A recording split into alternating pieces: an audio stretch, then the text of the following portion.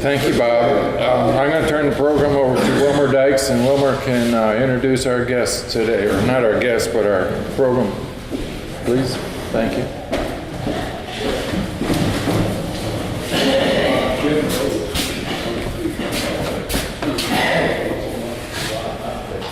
It's my pleasure today to introduce two of our officers from the State Bank of Cochran. The first is Miss Heather Johnson. Heather, raise your hand up so they can see which one you are. Okay. Heather brings to the bank 17 years of banking experience.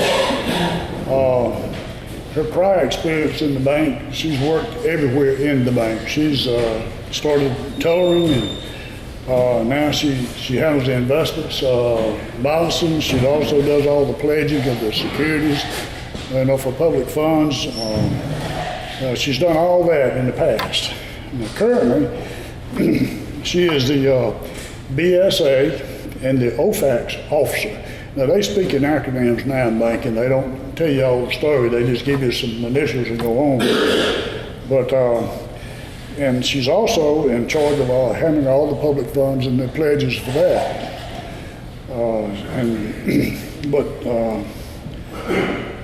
The main thing that Heather does, though, is she is our compliance officer. And that's one of the most heavily regulated areas in the entire bank now. Used to that everybody, the banking regulators came in, they looked for safety and soundness, and they still do, but they really put a lot of emphasis on compliance with federal and state laws. And she's regulated by everybody. She has to respond to the FDIC, to the state banking department. We even have an outside audit firm that comes in and audits this area, Bank Financial, and of course she's got Jackie Bowen sitting there looking over her shoulder all the time to make sure she's staying busy and doing what she ought to do. Now the quality of her work is indicated by the positive responses that she gets from all these regulators. That's one of the areas that our bank is doing a real good job in, and we appreciate her for what she does. Our second lady is Miss Jessica Ford. She's going to be our speaker today. And Jessica brings to the table about 12 years of banking experience, and she's, like Heather, has worked all through the bank and done a little bit of all of it, and has been banking officer for a while. Let's see, lose my place here. Jessica is an accredited ACH professional and is certified in that area. She's also an at-risk crime tactics specialist, and she's certified in that area also. And that's basically what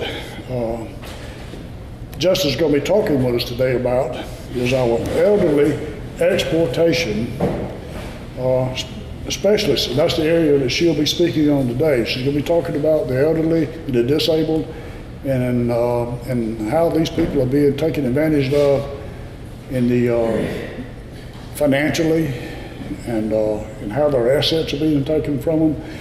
And she's also going to give you some idea of what State Bank has put in place to help prevent some of that. So without any further to do, we're going to call on Jessica, okay? Y'all help me welcome Jessica. Can y'all hear me pretty well? I told you I wasn't going to use the microphone. I tend to talk loud anyway. So as he mentioned, I'm going to talk to you today on financial exploitation. I know somebody mentioned up here earlier that that's what the banks do anyway, is financial exploitation. But we're going to look at it from a different standpoint. We're going to look at it from the at-risk adult financial exploitation. There is actually a law against financial exploitation. This definition here is the definition by law of what financial exploitation is. Pretty much it's when somebody illegally or improperly uses a disabled person's assets or property in false pretense, or they give false representation, or if they use it for the purpose of someone else's use. Pretty much they're going to come in and use their stuff without their permission, or make them think that they're using it for their well-being when it's really for that individual's well-being. This is just a few statistics on financial exploitation. Right now, there's only 1 in 25 cases that are actually being reported. So that leads us to believe that there could be possibly 5 million financial abuse victims each year. The reason that this is not reported is because a lot of times the at-risk or elderly person feels like it's their fault. Or a lot of times it may be with family members, so they don't want to get them in trouble, or pure embarrassment, honestly, on that individual. So they tend to not report it. Also, prior to a few years ago, this was not in law that it was an actual crime. It was more of a civil side. So, you know, some people would blow it off as, well, that's between the family if you did that, if it was on the family side. There's 2 different ways that you can have financial exploitation. One way is by strangers. We generally call that fraud. And the second way is by friends, relatives, or caregivers. So we're going to start with the stranger side. Financial exploitation by strangers is usually done by deceiving people. They'll promise them goods and services, or they'll promise them something that is not even existent. It's funny because right before I come in here, I got a call from Jamaica. I've won the Publishers Clearinghouse. At least that's what they told me, and I just hung up on them, of course. But that would be, if I was an at-risk adult and I had went through with that, that could be exploitation. This is just a few of the schemes that we have seen recently. The first one I have up here is the love scam. It's really popular with elderly widows. If it's for a widowed gentleman, then they'll use a woman to coerce him, or the other way around, if it's a lady, they'll use a man. And what they do is they'll talk with them and seem interested in them, and then eventually, after the relationship is started, they will start either asking for money or having that individual to funnel money through their account where it's coming from outside sources. We have actually seen a case where this has affected 3 women, 1 here in Georgia, 2 of the other women were from different states out west. The Lotto Sweepskate prize winner, that's really common. As I said, when I come in here, I got that phone call from the Publishers Clearinghouse. Now for me, I know that I didn't win the Publishers Clearinghouse. I've not even purchased anything from them to win. But for someone that is trusting, they may have really thought that they won and would follow through with that. We see a lot of checks that people will bring in. They'll get checks in the mail that says they won, and it'll have a letter that says, to get your prize, deposit this check and wire us X number of dollars to pay for the taxes on your prize. And people are actually falling for that. Home improvement and repairs. It's really common in areas where people can, maybe where they can come by, they'll see the house, and maybe if they have watched it and they know it's an elderly person or an at-risk person and that they're alone, they'll go and tell them that your house needs repairs. Maybe your roof needs mending. The one that we've seen recently has been offering to pave your driveway. In that case, the company came out and told the person they were going to pave their driveway, and they were going to do it to trade out for something that person had for sale. Well, they paid half of the driveway, and then they said, well, it's going to take that plus some money. They finished the driveway and then said, you know what, I don't want what you're selling, just pay me. There's also been an instance with the same people going up to an elderly person's house. They didn't have the money to pay them. They had that person to call the bank right then. They had to know right then, can you get the money to pay me? Call the bank, let them give you a loan to pay for the paving of the driveway.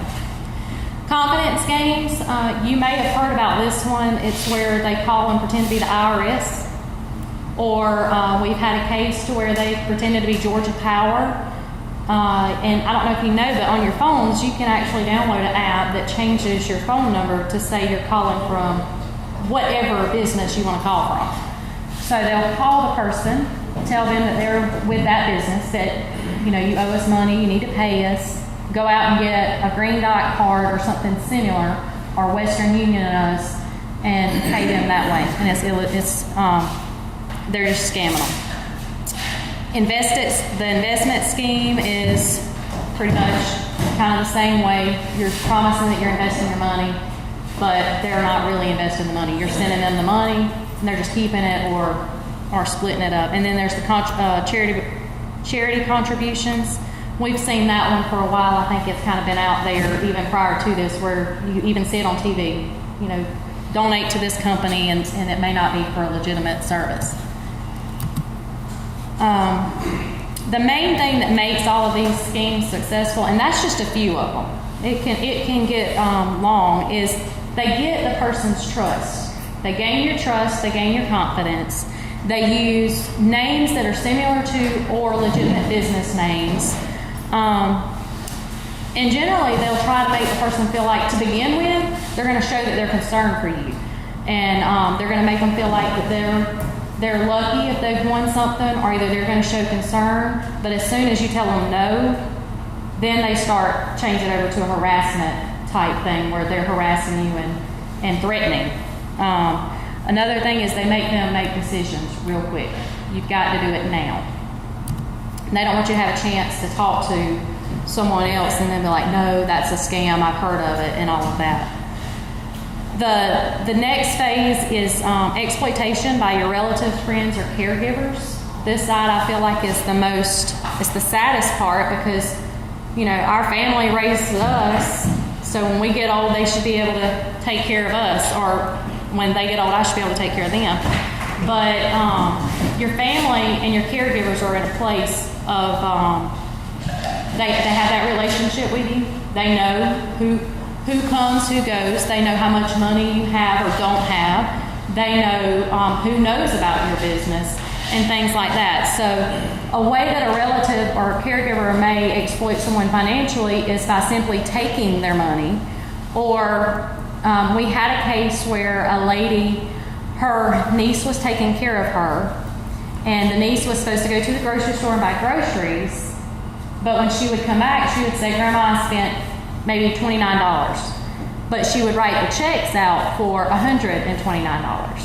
She would get cash back from the cashier and use that cash for her drug money. And she eventually admitted to using it for the drug money. Another way that they may do it is just by simply threatening them. You know, you need to go to the doctor next week. If you don't pay my light bill, I can't take you to the doctor. If you don't pay for my tires on my car, I can't take you. Or something like that, just to make them feel like, you know, I need to do this. I feel sorry for them. So they may use deceit, coercion, intimidation, emotional abuse, or empty promises. Another thing we have seen is they isolate their victims. We've recently seen another case where this was an at-risk adult. Some people offered to care for her and would not let her leave, and would intimidate her by making her pay for stuff that they wanted them to pay for. So they use that intimidation.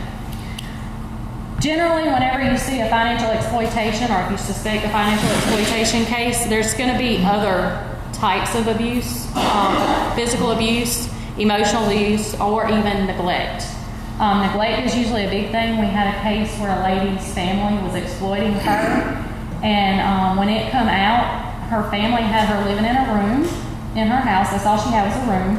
And the lady described that room as it would rain on my head. Not it leaked, not we had a roof leak. It would rain on my head. So this person's money was going to her caregivers, but they wouldn't even give her a decent roof over her head.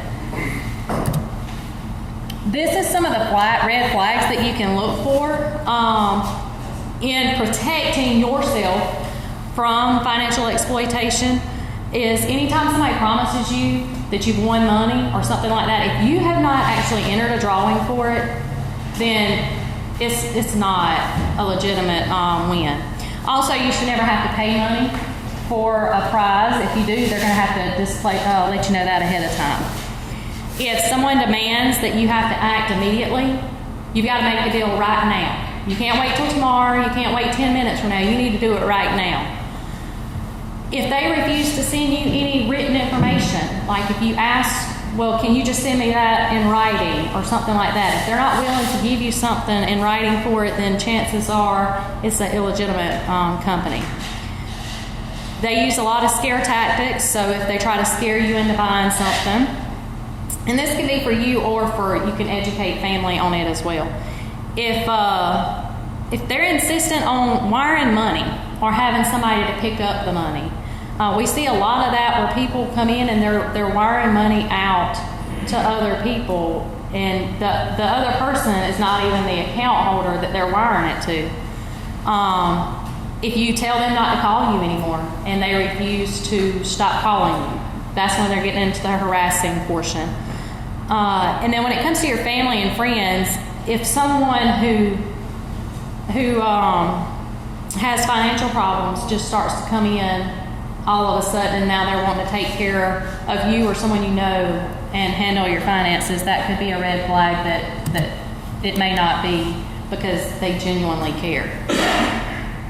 If you're looking at family members, if you're a caregiver of a family member, or and you notice when you come in that they have a lot of unsolicited mail, or if they're getting a lot of unsolicited phone calls when you're there. I had a case one time where a gentleman could not turn on his cell phone without it ringing, and it was the same people calling him, harassing him, so all he'd do was power it on and he'd get that call. If you notice that they're not eating or paying their bills like they should, they could have some exploitation going on. If you notice, if you're on the account and you notice that they're doing a lot of large withdrawals, especially if it's unexplainable and uncharacteristic for them. If you notice that they're having new documents drafted up, especially wills, that may be something to be concerned about. So the next thing is how is State Bank of Cochran helping to fight against this? These are just a few red flags that I gave and a few types of ways that exploitation is done. So what we have is we actually have a fraud software that's in place that monitors transaction behavior. So it kind of knows what may be normal for somebody. So if an elderly person or somebody like that starts taking out money that is not normal for them, it'll give us an alert. And then of course we can look at that situation, and depending, if we know what's going on, then well, it's nothing, or we can talk to that person and see, did somebody convince them to give them this money, or did somebody promise them something? The software is just one way. We educate and train our employees to look and to be aware of what's going on and how to try to spot these things. They know these red flags. They know more red flags within the bank. And sometimes you can see more when you're talking to a person. You can tell if they're real nervous and jittery. A computer program's not going to tell us that. So we train them, and we're trying to educate them more and more on how to recognize these type transactions. If there is abuse, we are reporting it, so it's being reported to the right people. We're also looking for ways that we can educate our customers to make our customers aware, because I feel like awareness is the key to the prevention of someone being exploited. And then, of course, we're looking at ways to do community awareness, to get it out in the community, because, if we can get it to the elderly and we can get it to their caregivers, then everybody will know what to look for, and hopefully we can help prevent more of this. So what can you do as individuals? You can be aware of the red flags. Educate your family and friends. If you need more information on it, we have some handouts, and I can also get you more information on things to look for. And if you know of someone who has been abused or who is being exploited, make sure it gets reported. That is an important portion, because if it gets reported, then whoever's doing that exploiting can be caught and hopefully put to a stop on it. And it's important for you and anyone who has been exploited to know that they have no need to feel ashamed or embarrassed if it happens, because it is very common. I mean, you would be amazed at how many people in just your community could possibly be financially exploited right now that you would never think it was happening to. So it is very common, and it's important that we help put a stop to it. This slide is just, and I'm going to leave it up there, it's just the people that you can contact in the event that there is financial exploitation, abuse, or neglect. APS is the Adult Protective Services. They are for people who are not in a home. So if they are in a home, you actually have to contact the healthcare facility regulators, and that's because they're handled by a different department. And then, of course, you can always contact your local law enforcement. It is a law, and law enforcement are becoming more and more aware of this, and they're doing what they can to help prevent as well. Okay, y'all have any questions? No? That's it.